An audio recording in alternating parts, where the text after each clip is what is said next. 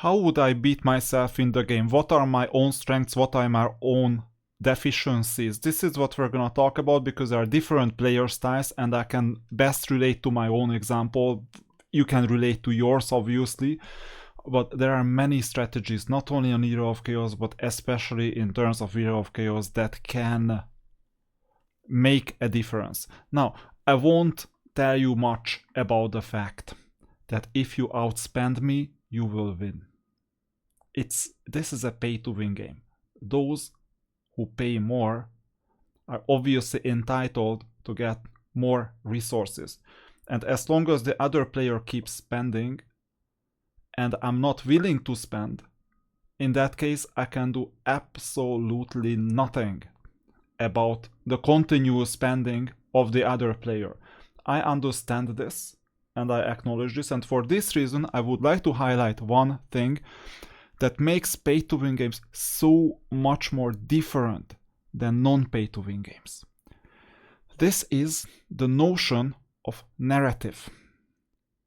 You tell yourself a story and you potentially tell others a story about why and how that narrative matters, well, at least to you, in the game.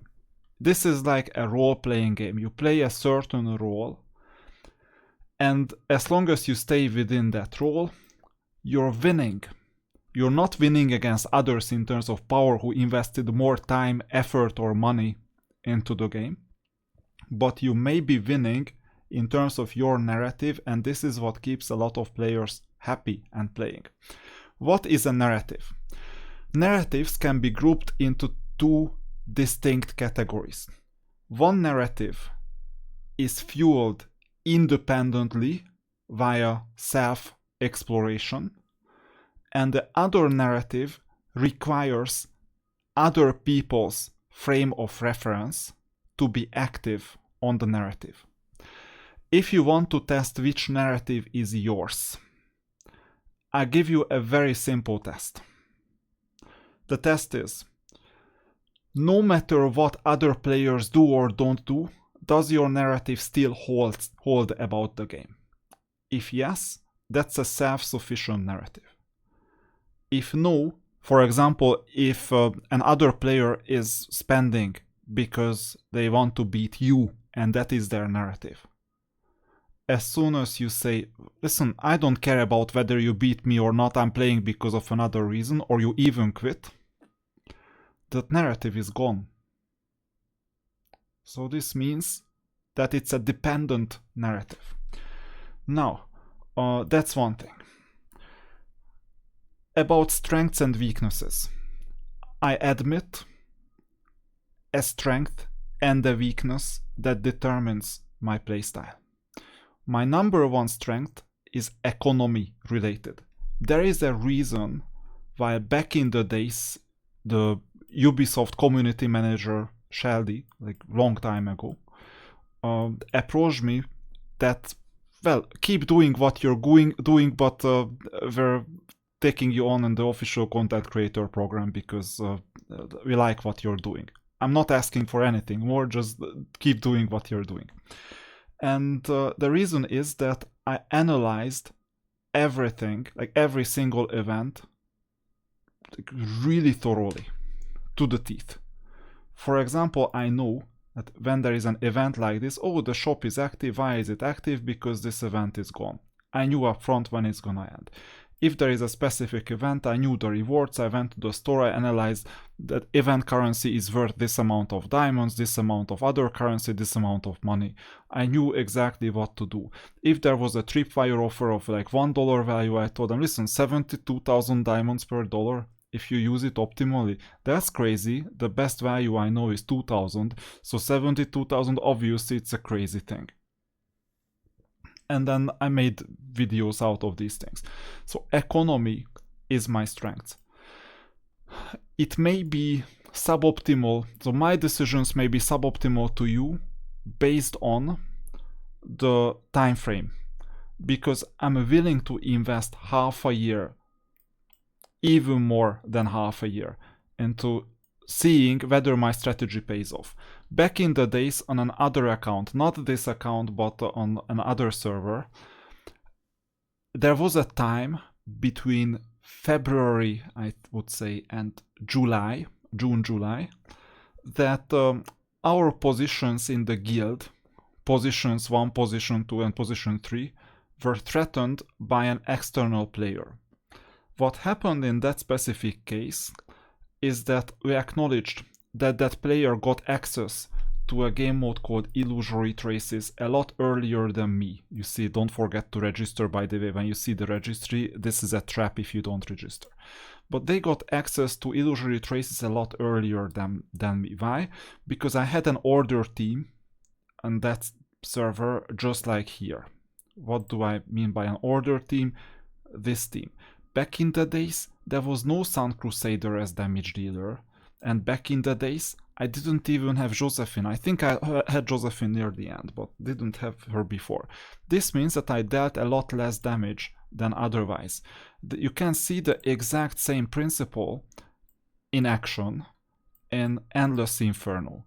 Because in Endless Inferno, what is happening is that, okay, I'm right now in floor 206, I will be able to make some progress possibly, but I'm seeing that Chaos and Death are significantly better off in Endless Inferno than Order at the time of creating this video, unless your Sun Crusader weapon and unless your Gorgon weapon are active.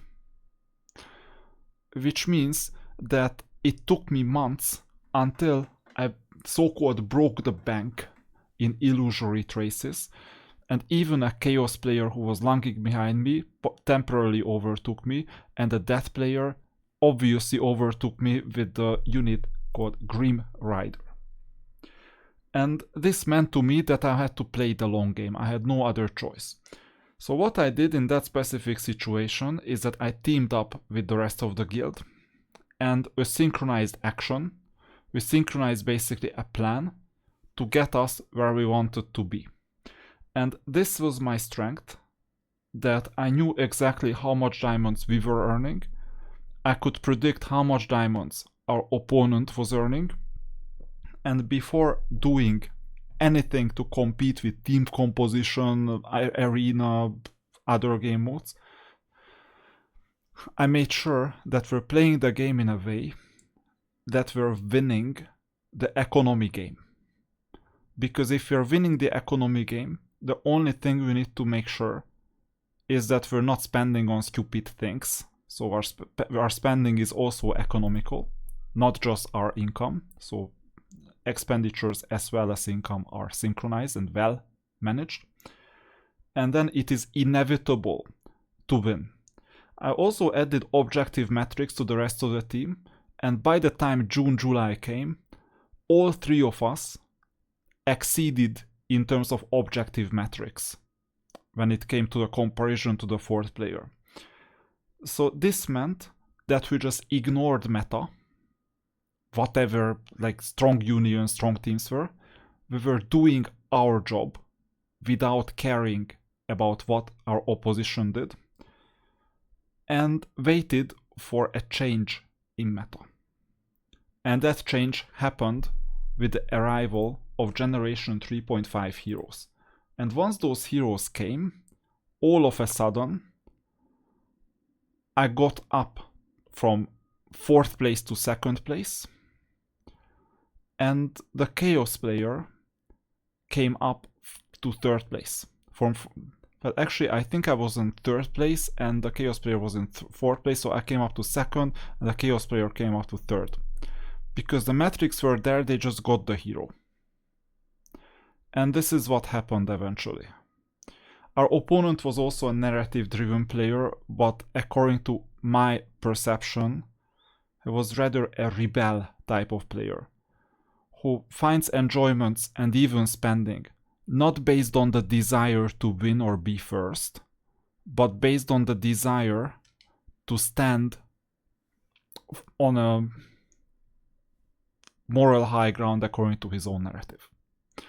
And this implies that as long as we battle him, as long as we put up resistance or we challenge that story, that narrative, we just trigger and lengthen that story and we get more opposition. And what is the desirable thing that I suggested? Don't challenge, don't get involved, don't do anything. Because then you will just get more opposition and potentially even more spending. And in that case, our goal is gonna be counterfeited most likely. So this is how I play.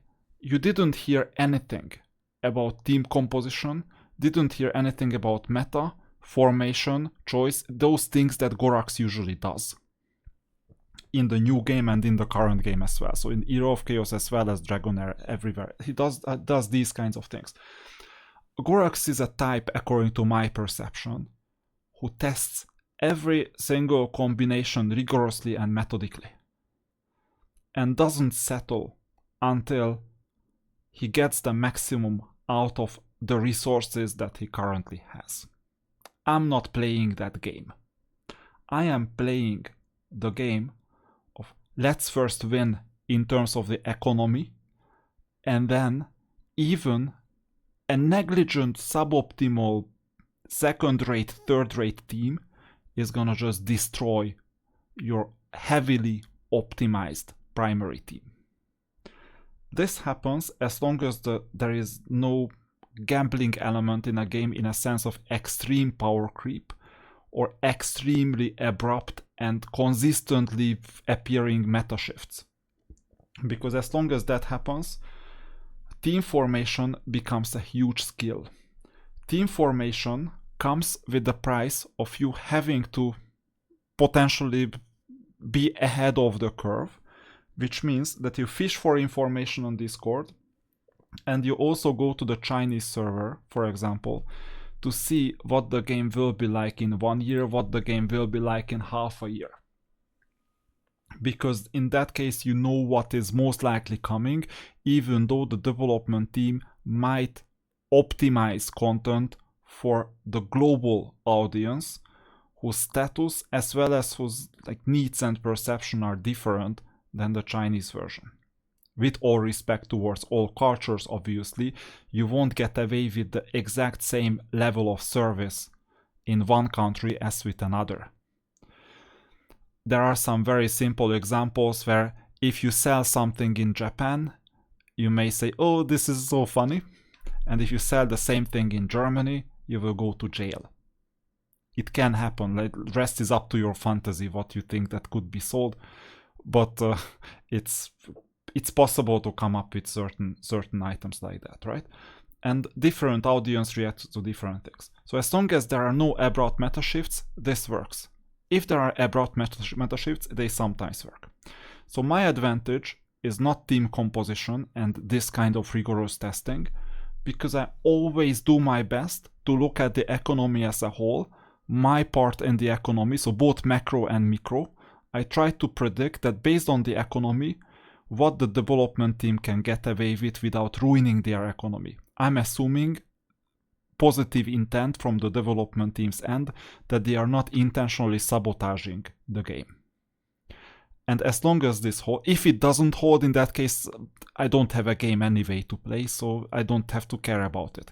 And if they don't sabotage the game intentionally, which I have no reason to believe, in that case, they have a limited number of macroeconomic choices and steps. And those steps are highly predictable. And this is why I come up with evergreen meta explanations. This is why I come up with my crazy theories.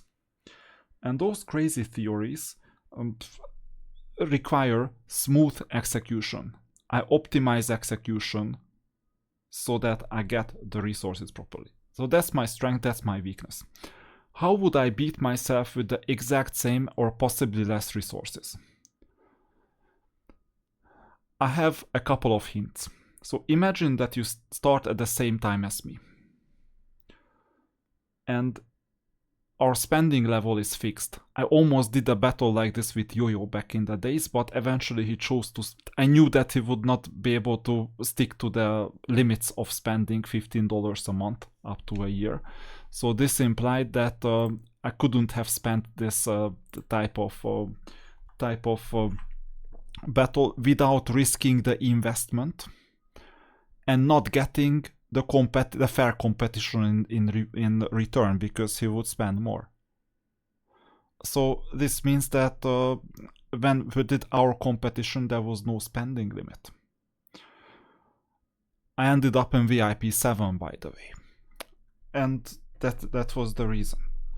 But in my specific situation, I trained to peak in 1 year. It didn't last 1 year because Yo-Yo quit, but in my specific case, I sandbagged for a really long time until the day I quit, basically, so that my power increased from 70 million to 21 million, and those were important artifacts, not just random buffs, but important artifacts. So this is the way. If you determine that you want to beat another player who has the same resources as you do, like financial resources allocated on the game, in that case you can do one thing: add an expiry date for the objective and say, I'm gonna play by this time, I want to be stronger. And then you use the turtle strategy. This is the easiest way to beat a player who is somewhat active and has different goals than you, because maybe that other player may be interested in Dragon League, may be interested in cross-server competitions, and may have less incentive to do the turtle strategy and just swallow the marshmallow, not swallow the marshmallow in the marshmallow test, but just look at the marshmallow for half a year and not even eat it for half a year, just in case he got a second marshmallow in half a year. I usually excel in situations, games, where the marshmallow test is in place. What is the marshmallow test? You give a kid a marshmallow and tell him that, listen, if you eat this marshmallow right now, fine, enjoy it. If you don't eat it by the time I come back in half an hour or 15 minutes or whatever amount of time, but you stay here, you just look at the marshmallow or do other things, but if you don't eat it, I'll give you a second marshmallow and you'll be able to eat both. The majority of kids cannot endure the marshmallow test, and they eat it even if they know that 2 marshmallows would be a lot better to them than just 1 marshmallow. So in these cases, when you have 2 marshmallows against 1 marshmallow, most people are not able to do it. Now, even those who excel in the marshmallow test may have different goals than you based on their narrative, and may want to try their luck in Dragon League, in cross-server competition, or in some other places. Not for the top 3, because it's kind of unattainable, but basically for the top 32, top whatever amount, because like below the top, well, here, below the top 8, there is also life. You see, there are all these people, some of them you might already know from the server, others you might not know, who keep on appearing here from time to time in the top 32. And your goal might be, okay, maybe one day I'm gonna get to the top 32. In my opinion, I'm in the top 200 consistently. Not in Dragon League, but in general, in terms of strength, with the even in the 3-team matches. In a 1-team match, I'm still asymmetrical in a sense that I'm better off in the 1-team than in the 3-team. So, for different goals, maybe my choice is that I'm not gonna do the marshmallow test, but I'm gonna do something else. Now, you decide what I am doing. Look at my inventory. Okay, this is just negligence because I don't have enough casting crystals. I will consume at least 9 of these. This is also negligence on some level, because I have enough artifacts. What I am doing right now is basically I'm satisfied with the current strength that I have, and it might even happen that I skip developing the mask further and the current artifact, and I might be hoarding diamonds for future more powerful purchases, because the only thing that goes up in value is diamonds. Look at these artifacts, it's still here. It's crazy, I forgot to add some of these. So, actually didn't forget, it's just I didn't have casting crystals. But based on artifacts, I'm in a good place. But you know what artifact I have like optimized? So it's not this, it's this, it's level 11. Why? Because of economic decisions, you have a higher diamond earning ability with level 11.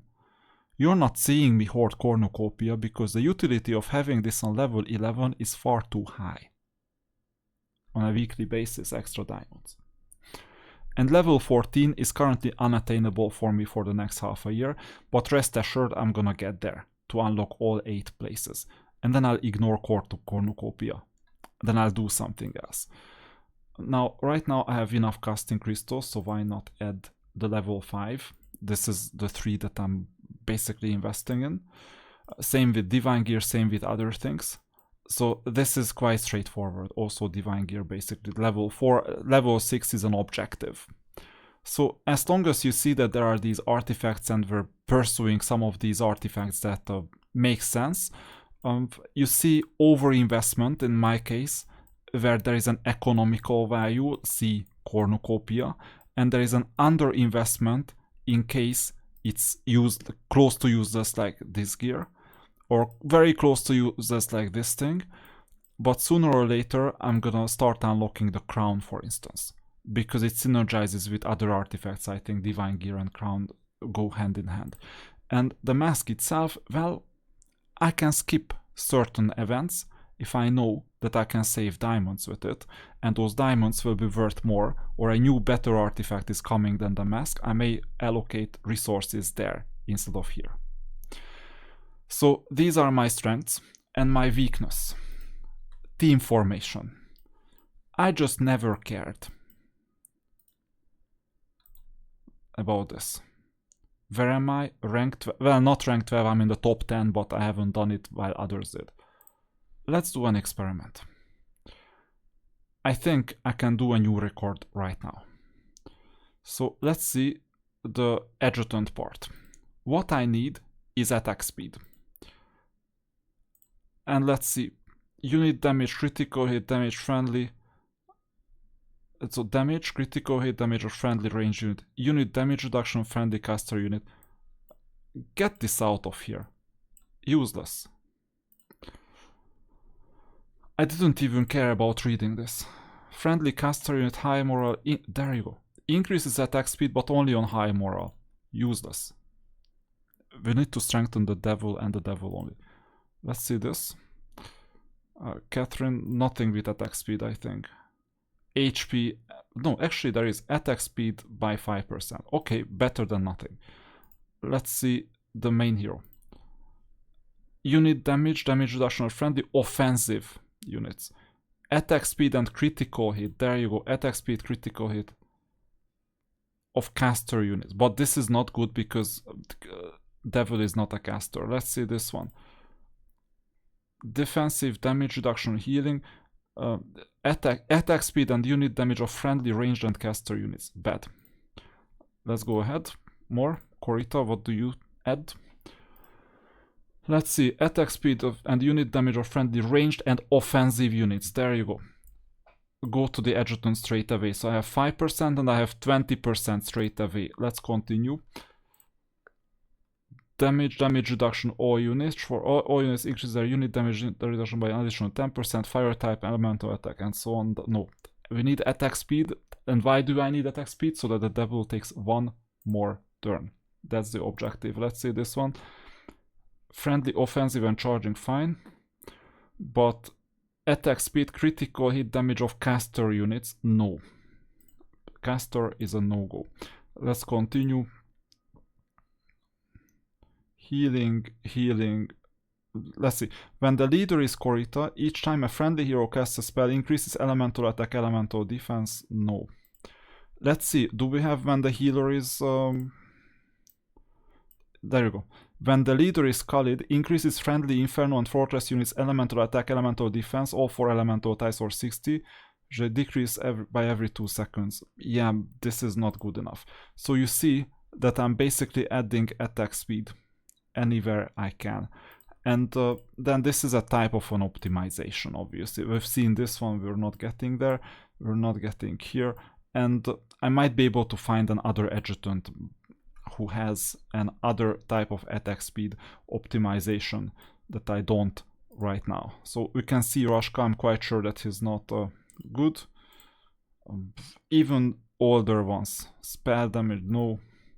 Let's see, Yog. Defense, static, no way. Shiva, let's see. Stronghold, no. Raiden, definitely no. Rampart HP, no way. Mephala is actually quite good. Defensive block, no. But good for other reasons. This is some range unit thing. So no. And there is a charging guy. Unit damage reduction, no. So in this case, I don't have much else to optimize, but I already had some extra attack speed improvements. So this means that I could actually do something with this team. Now, one more thing is that I have Khalid here, the main hero. I can check this once again. Increase damage reduction of friendly, offensive and range with 90%. Also increases attack speed of caster units. That's unfortunate that it's only caster units, and there is no synergy with other units like Dragon. Okay, let's get started. Because I improved. I think I may be close to a new record, if not hitting a new record, even if it doesn't look like it. So, you know, in this specific mode, it is really straightforward. And by the way, I can also do the Dragon cloning and some other tricks. But the most important thing is that I'm getting the extra speed, extra attack speed that I hadn't gotten before. 990, this means that I'm not optimal because there were too many dwarves spawned and this was really bad. Now these were two good items. 2016, so-so. So if I'm gonna get an extra turn, it's gonna be a new record. If I'm not gonna get an extra turn, it's gonna just 2700 something. And I didn't get the extra turn. There you go. Therefore, there was no extra turn. So what I will need is a systematic way of getting to the extra turn. But this is not worth for me currently to explore, to investigate, because I have so many other challenges to solve in terms of economy. So that's my weakness. You can optimize things more than me. And this implies that if you have these Pantheon game modes, by the way, my strength is very simple. It's predictive value. In the finals, I can predict how you're gonna react with a higher accuracy than random. So usually it's as if I read someone else's mind. I've created many videos about the thought process, but this prediction advantage is still there. And as soon as there is someone who is a seemingly intelligent opponent in terms of choice and interest to win, in that case I go game theory optimal and randomize my own team. And then problem solved. But what I usually do in terms of the formation is that whenever I lose, I check out the teams and I figure out that I need to weaken one team and strengthen the top two teams. Because a loss means that my second team is not strong enough or my first team is not strong enough. So my first team and my second team have to beat all the teams of the opponent. Then it's inevitable that I win. And I'm going for this type of game. In Hero of Chaos, this is possible. So this is my strength and my weakness at the same time. Now let's see what is going on in this specific case. You see there is a gap, right? So 464 versus 478. 47 million, 46 million is kind of respectable. I assume that there is still some spending going on behind me and there is still some spending going on in front of me. I'm not sure, I cannot know this. But objective metrics. Basically, when did he start? I don't know. But either 254 or 252, so this means 2 to 4 weeks before me. And based on the level 300 versus 295, it screams that we're doing the same thing, like almost the same thing with minimal variance in terms of energy spending. Units. These are important metrics. Okay, it mainly signals emblems, artifact roster, battle formation, these kinds of things. But look at this, 207 is the first one, and the second best player is 192, and here is 189. Now this doesn't signal that I play better or whatever. It just signals one thing. This specific optimization matters to me. And I deploy the resources in accordance with getting stronger in terms of units, which is fairly consistent with how I always get to the, or almost always get to the top 2 and second place in the Pantheon battles. And in cross server, I think last time I got 4th. Yeah, exactly, 4th. And by the way, I could have gotten 2nd. I got extracted some learning out of it. It was because my 3rd team that was destined to lose against the eventual winner was too strong, but I didn't have time and the opportunity to weaken my 3rd team and make my 2nd team stronger. This is why when I lost the semi-final against one of these, either the 1st or the 2nd, I don't know anymore, basically I could just fight for 3rd place. And then I was evidently eliminated by Chop because I'm not meant to win that battle either. So this is the idea. With proper team placement, you can punch somewhat above your weight and you get extra artifacts, extra purchases that you can make in the shop with event currency. So this is a good thing. And when it comes to way ahead, way behind situations, so for example here specifically, if I wanted to battle Chubb, like it's not even close. He can beat me with a non-awakened Catherine if he wanted to. With any team composition I bring, he'll be able to beat me. So it's by far not close. So you can check what happens if we battle. And it's not gonna be pretty. I give myself 12 seconds max.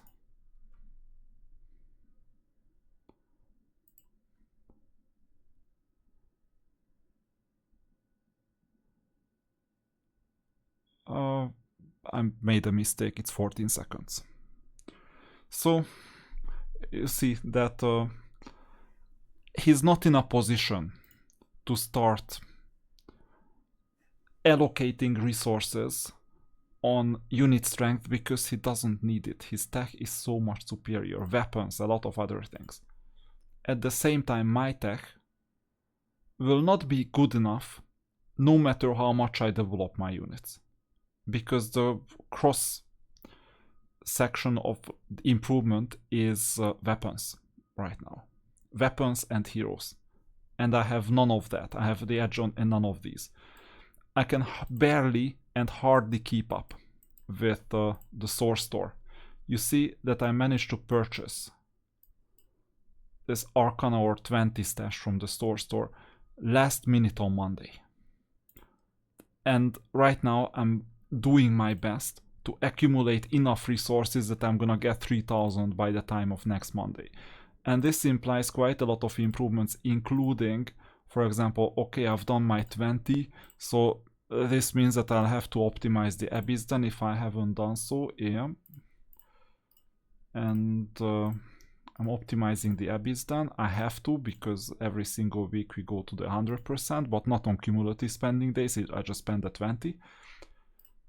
And I spend, let's say, 60 energy on the regular stuff. I just got a magic airship, it's not even upgraded yet, so let me just go there. And I'll illustrate what I mean. Oh, yeah, I forgot that I need to upgrade. Maybe it takes a bit too much time to do the upgrades accordingly, but anyway, all I want to do is just spending 10 resources. There you go, I can like, sweep this 10 times. So basically I'm done with all the missions. And then energy wise, what can I do now? Imagine that I have energy. For example here, I go to chapter 26 and I sweep them all, the units. Okay, I'm gonna get these 2 portions, right? So I sweep them all. But I'm not sweeping the spells.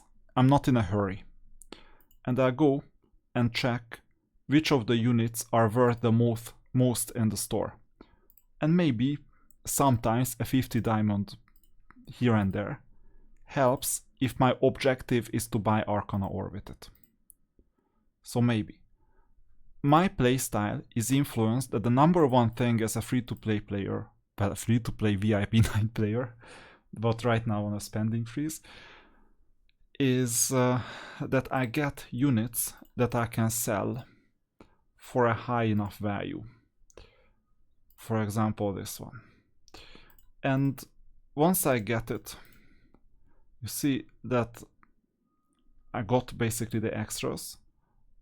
Go back to marketplace, go back to the store, source store, and you now see that I got these units, 7 of them. I got 3 of these units. I got 3 of these units. And basically as I sell them, I'm seeing how much I got. Altogether I already had like almost half of it, like 30, 40, 50. It's like 1/3 of an Arcana Ore for 50 diamonds. It's kind of a bad deal. But I still make an effort to see, is it worth it, is it not worth it? And then I think about it and draw the consequences. And then the next thing. What else do I do that is different than other people? Well, obviously I do my usual stuff. Archery, I'm trading as usual. Okay, I'm usually incentivizing those who trade, like some of these who has the stars.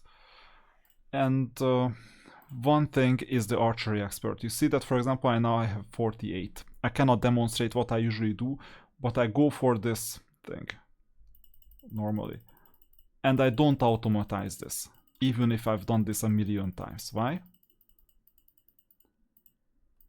Because automatization would cost 50, and this only costs about 42, and every second time I'm gonna get an extra boost.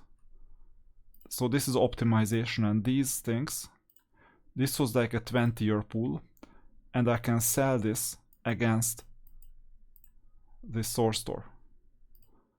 So you see that based on the archery, this is a simple archery expert. I'm getting 25 extra and I'm already at 100. I need 3000 obviously. But daily 25 is 175 in 7 days. And on top of that I get some extra, so I would say 200 to 300 just for the archery, and I'm getting 100 more approximately than most people. Wishing Fountain, I keep on getting basically someone who I can sell for heavy enough amounts. And then there is this part. So I go back to the town and just show you what I prioritize lately. This is always good. Oh, already 7, amazing. So I check what is going on, any good units. Well, this is not bad. Tavern is not bad either. 2 taverns, oh, this is interesting. And all these units, and I can go up as Genie plus everyone else. I more or less know my trajectory, but I still double check, triple check if there is anything else worth doing. And in that case, my objective, 3 taverns.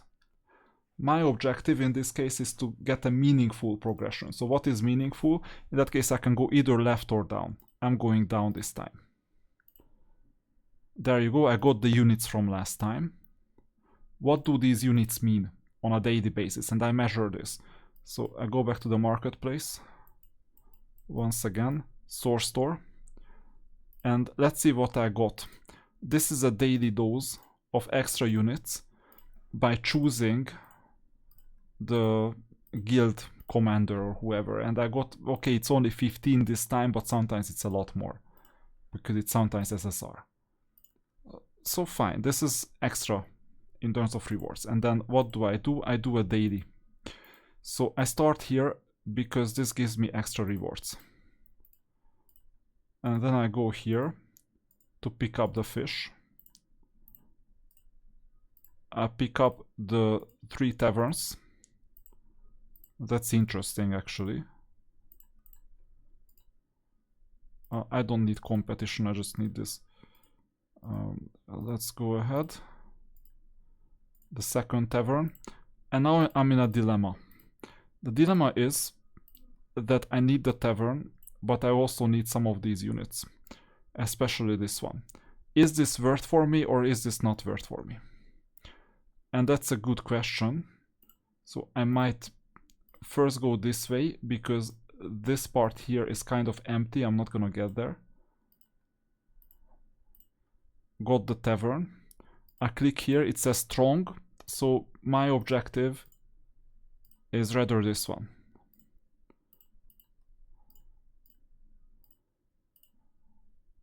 This one is smart. So it joins my ranks.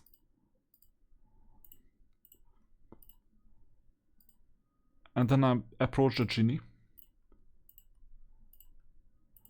Yes, it takes some extra movement, but notice that I'm under pathfinding, so I'm getting extra free movement as well. The genie is a double-edged sword at times. This time it's smart.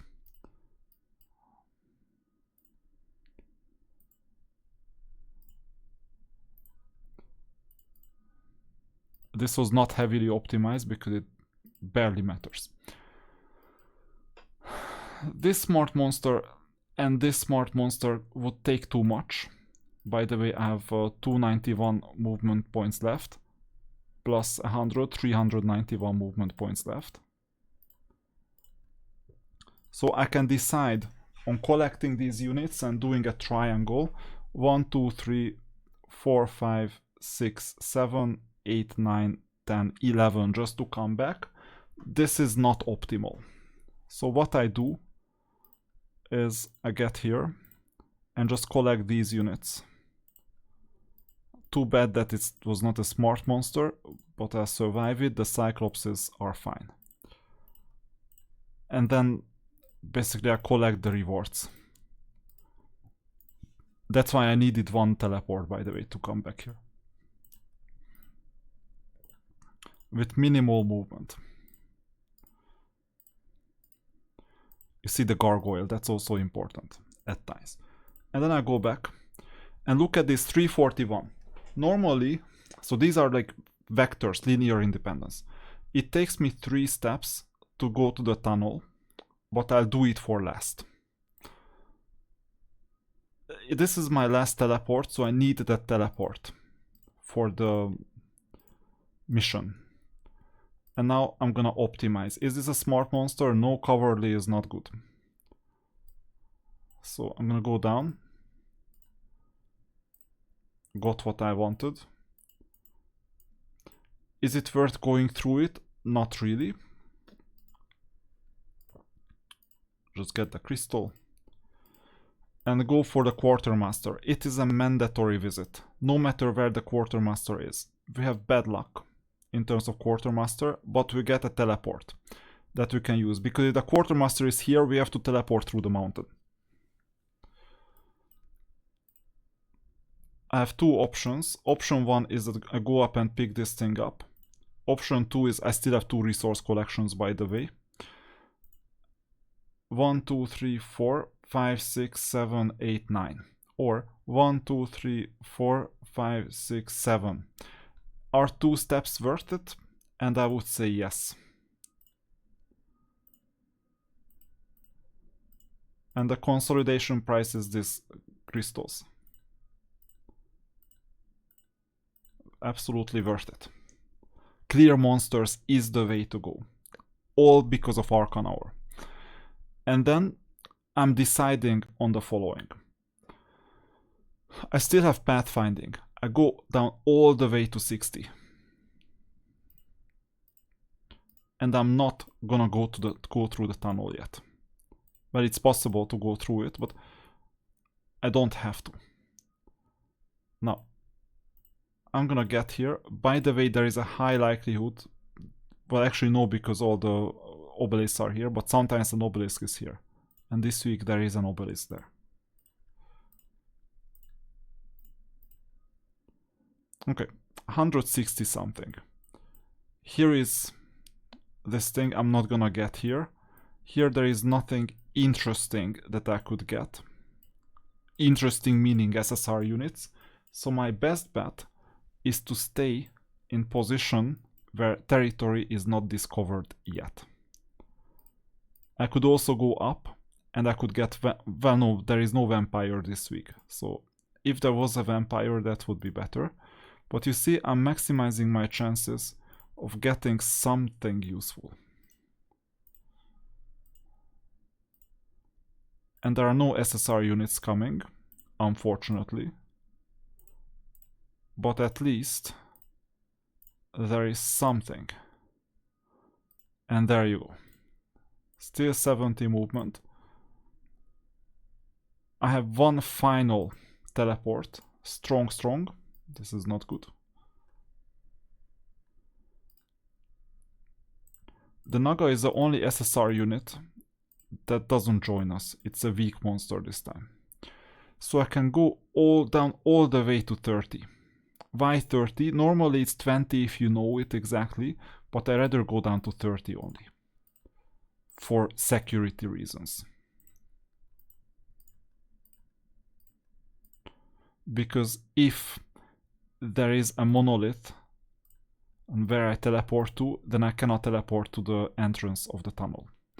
And resource collection, I underused it. That's unfortunate. Now, if there were multiple SSR units here or anything or a tavern, I would be ready to pay 50 diamonds for the 100 movement. But it's a really rare case. Right now there is nothing. So I go back to the town. I note to myself that I need to go do the tunnel run in the evening or late at night. I go down here. And remember, as long as you have pathfinding, a teleport is 40 movement points, but you never get anything. Any bonuses, pathfinding bonuses. So I go down and it's done. Let's see that I was kind of unlucky, but what this means exactly to me. And why I'm doing all this. Source. First time I'm doing this experiment, by the way, openly. Another 37. So you see, I played enough that I got one Arcana Ore in one day. It was 5 and now it's 150. I cannot buy it, but it's already for next week. And I haven't even started buying marketplace stuff, and I think I need to change my marketplace approach as well. You see Centaur, for example. That helps. Now we got an imp. That helps too. Now a skeleton. And well, we don't have extra refreshes, but at least we got a vampire. You see that I'm selecting all units here.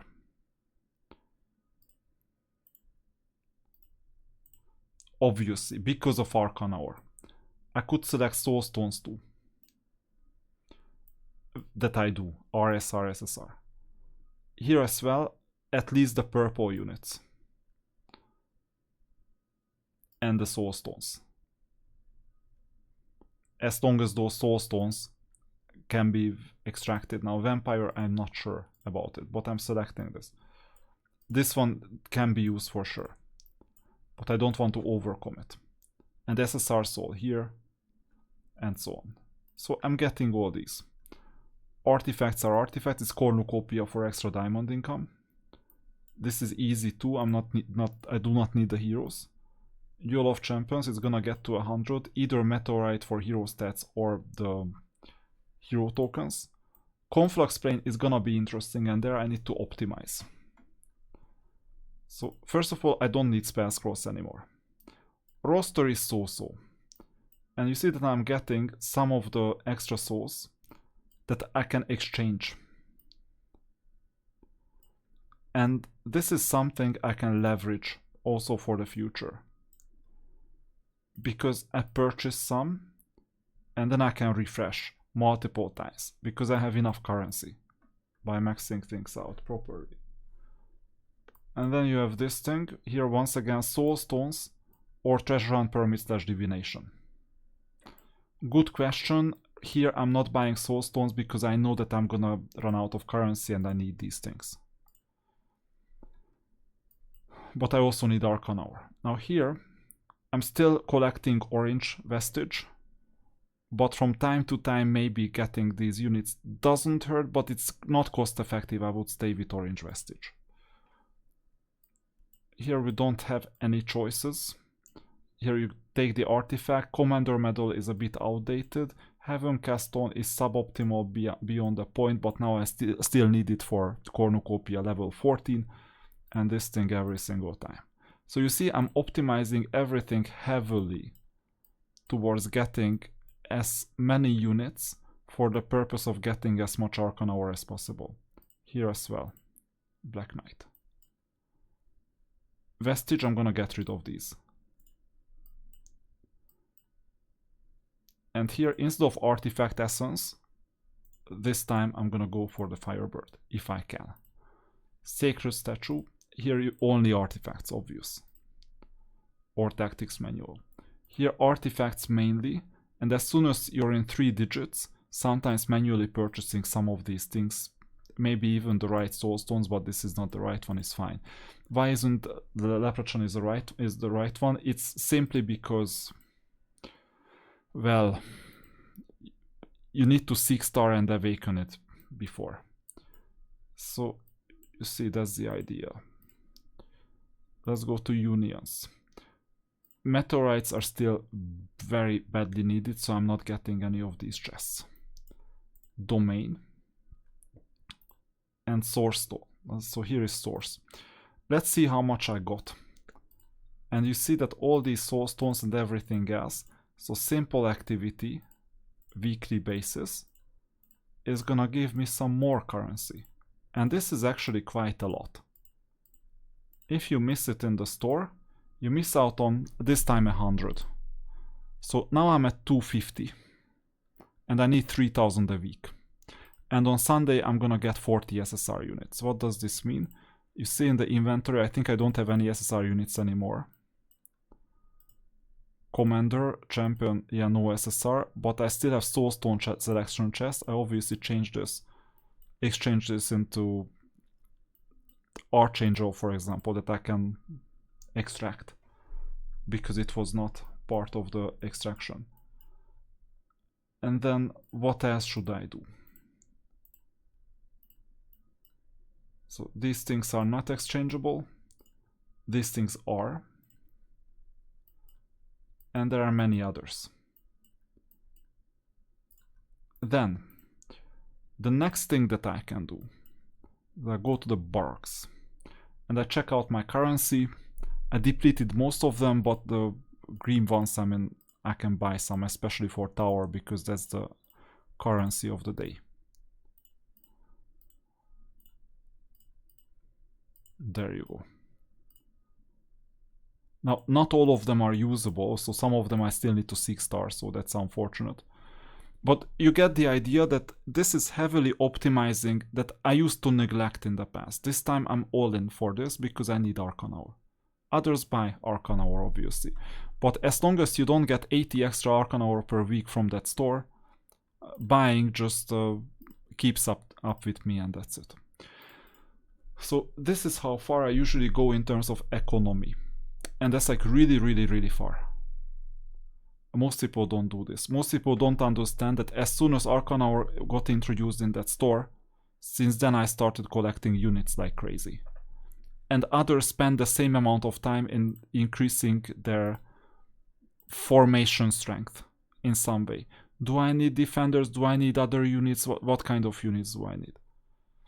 And this gives you optimization, and my approach gives you wider limits. Both are needed for success, but whenever I can choose between the two, I always go for economy.